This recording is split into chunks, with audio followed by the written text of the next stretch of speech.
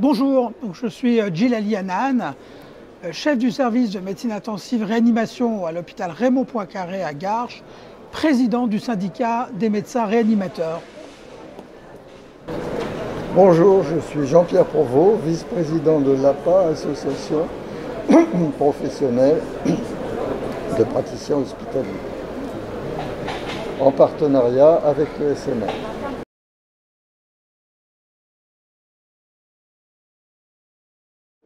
Donc le syndicat des médecins réanimateurs est donc une structure syndicale qui existe depuis un peu plus de 50 ans maintenant et dont l'objectif principal est d'accompagner, défendre à chaque fois que nécessaire chacune et chacun des professionnels de santé qui exercent leur métier dans une structure de soins critiques ou de réanimation, quel que soit leur diplôme de formation. Alors l'APA a été créée en 1980. C'est une association de médecins bénévoles qui a été créée pour pallier au manque de protection sociale du statut de praticien hospitalier à l'origine et qui a ensuite été étendue aux PIPH, aux internes et aux libéraux. Il s'agit principalement de deux axes, un axe de solidarité avec un fonds d'intervention qui intervient auprès des adhérents en difficulté et également la création en 2023 de Coup de Blues, un espace de prévention et de connexion avec des numéros de téléphone, des soins et surtout des interviews des personnes qui ont subi des harcèlements au travail ou des burn-out. Et deuxièmement, le grand axe, c'est également de proposer une couverture en cas d'arrêt de travail, puisque je développerai ultérieurement l'arrêt de travail à toi. Oui, donc le syndicat, il agit en gros à deux niveaux. D'abord un niveau collectif. Le syndicat est très impliqué, bien évidemment, dans la réforme des soins critiques. Par exemple, il est aujourd'hui également très impliqué dans les questions d'organisation du temps de travail, d'organisation de la permanence de soins dans les hôpitaux. Et donc il le fait directement en interagissant avec les tutelles et il le fait aussi indirectement par le biais de l'intersyndicale à laquelle nous sommes rattachés. Et donc un niveau d'intervention collective pour défendre les droits des personnes qui exercent la réanimation, dans le public comme dans le privé. Nous ne faisons pas de distinction entre le type d'activité publique ou privée. Deuxièmement, on a aussi un niveau d'intervention individuelle pour accompagner les collègues qui se retrouvent par exemple en situation conflictuelle, ça peut arriver avec d'autres collègues ou avec leur administration, mais aussi ça peut être un accompagnement dans la difficulté et l'adversité parce que on a malheureusement un accident de la vie, on n'a pas été prévoyant et on a du mal à s'y retrouver dans finalement la complexité potentielle de notre administration au sens large du terme, qui fait que quand on est en situation critique, qu'on n'a pas été préparé, c'est difficile de retrouver son chemin. Le syndicat est volontiers aux côtés des collègues pour les accompagner dans cette difficulté. Et comme c'est quand même pas notre cœur de métier, du coup, effectivement, on a vraiment un grand plaisir à s'être rapproché de l'APA pour travailler ensemble sur cette volonté surtout d'informer, notamment les plus jeunes collègues. Il n'y a pas d'âge pour être informé sur les questions de la prévoyance en particulier. Oui, alors l'APA c'est 11 000 adhérents médecins, 25 000 bénéficiaires, des familles pour les familles, et 600 centres hospitaliers qui sont partenaires, c'est-à-dire que les praticiens qui sont adhérents de l'APA, leur cotisation est prélevée sur les fiches de salaire directement par l'hôpital.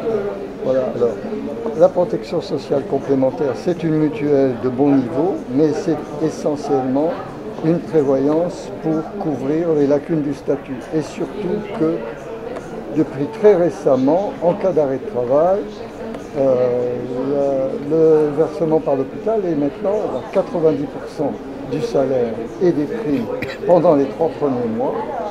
Les mois suivants, simplement 90% du salaire, plus de couverture des primes.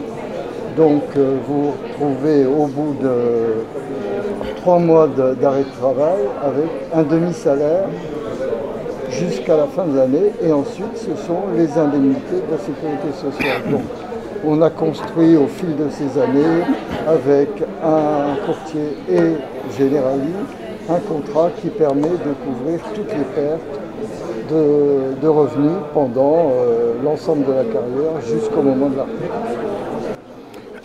Et donc on a fait le constat, nous, à plusieurs reprises au syndicat, que non seulement nos adhérents, mais au-delà de nos adhérents, avaient finalement une assez mauvaise connaissance de ces questions de qu'est-ce qui va m'arriver si je dois interrompre brutalement mon travail de façon prématurée pour des raisons de santé ou éventuellement d'autres natures, même si elles sont moins fréquentes.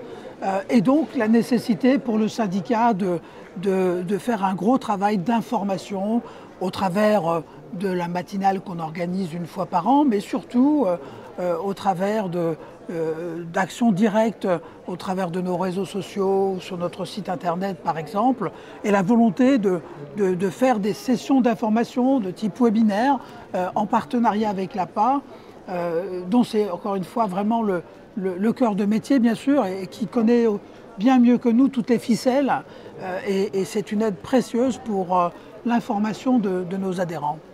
Oui, donc l'APA, c'est aussi une association solidaire qui est dirigée par un conseil d'administration de praticiens hospitaliers, tous volontaires, et un bureau.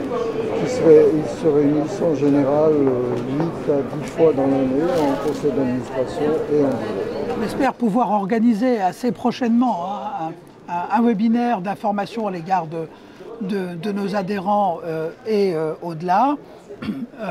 C'est pour nous, je le répète, une mission importante du syndicat, que cet accompagnement individuel, c'est d'organiser ces sessions d'information et de formation. On n'est pas véritablement un organisme de formation en tant que structure syndicale, mais la limite entre la formation et la formation est souvent difficile à établir. Bien, voilà à peu près ce que je voulais vous dire. Si vous voulez en savoir plus, allez voir sur le site apa-asso.org et vous aurez toutes les informations que vous souhaitez obtenir. Voilà. Donc, il y a aussi à insister sur le fait que les cotisations à l'association pour la couverture sociale sont revues tous les 3 ans, et que la cotisation est aussi une cotisation familiale.